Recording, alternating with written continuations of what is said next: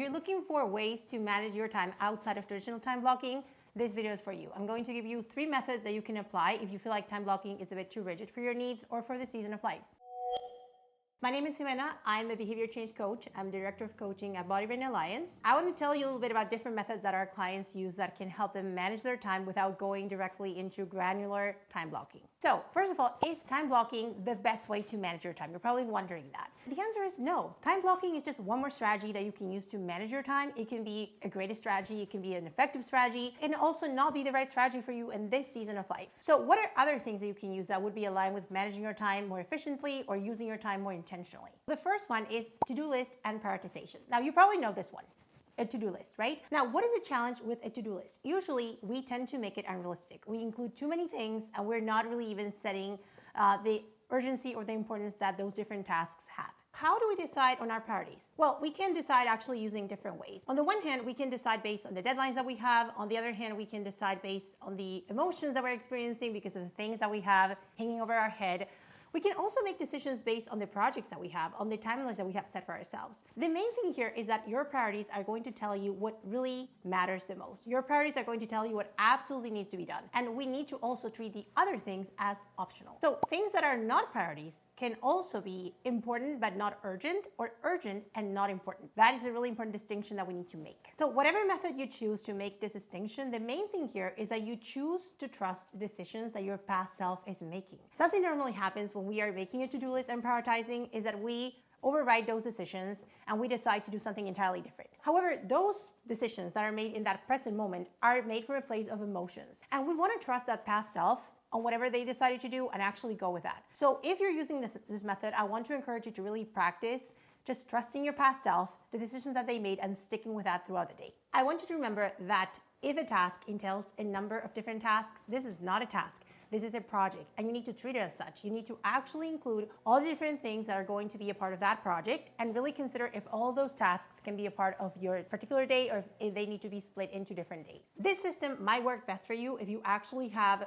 kind of like an unpredictable schedule, but also a very flexible schedule, or if you have a list of different tiny tasks that you need to complete throughout the day. The second one is a to-do list with time options and pivot points. So this is actually an up level from the previous one that we talked about.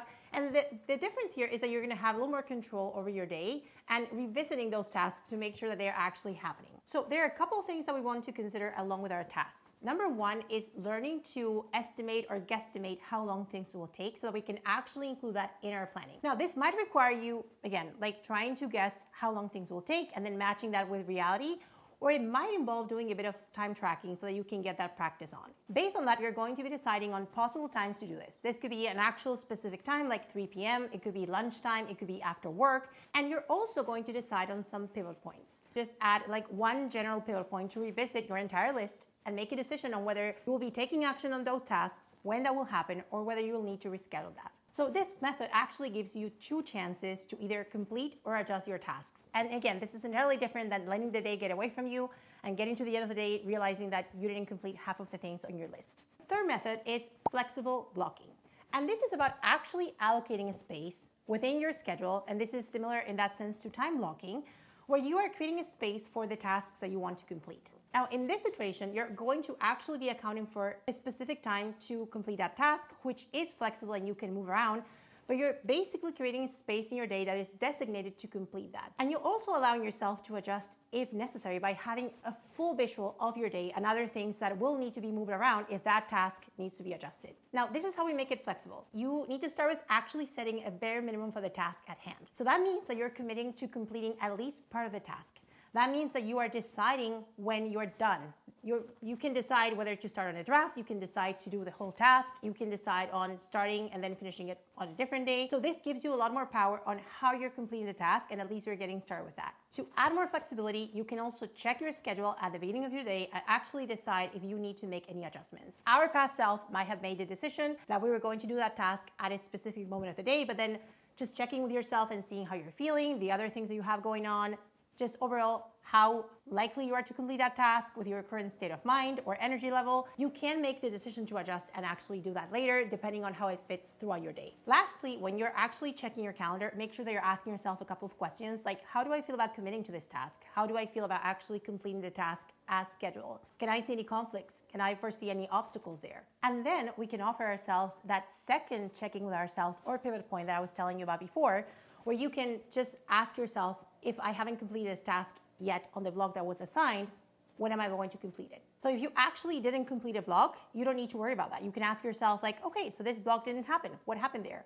Am I going to complete it? Does it need to be completed? Is it going to be rescheduled? Is it going to be done right now? You can make some decisions around that and actually own up to holding your end of the deal with yourself. Now, this last method is all about committing to completing your tasks and giving yourself the flexibility to make that happen. This method also does require that you have a good idea of the bigger picture when it comes to your projects, when it comes to your time, when it comes to your week, so that you can make adjustments as you go without really creating a negative impact on those bigger picture projects. If you decide to use this method, I suggest that you actually check your calendar weekly, that you have a good idea of your projects and the things that you have coming up, so that you can make those informed adjustments and have a better idea of where you have maybe less wiggle room or flexibility. Now, how would you know how structured or how flexible your time management system needs to be?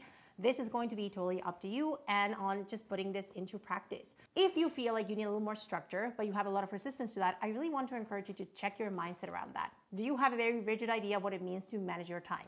Do you maybe need to make that definition a little more flexible instead of actually looking for the most flexible method? You can use experimentation and auditing your week to actually decide this. What is normally falling through the cracks? How is your current method working out for you? What would it look like to add a little more structure or a little more flexibility? Putting this into practice and actually playing with that and seeing that in real life is going to give you the best information to make adjustments and decisions. How are you currently managing your time, and do you think that any of these methods could actually fit your life a little better? Let me know in the comments. And we do have a full course on this, Compassionate Calendar, that we launch once a year. So you can actually sign up for the waitlist in our website. And we do have a full playlist on time management that you can actually check out here. And if you like this video, please hit like or subscribe so you can see more content like this. I will see you soon.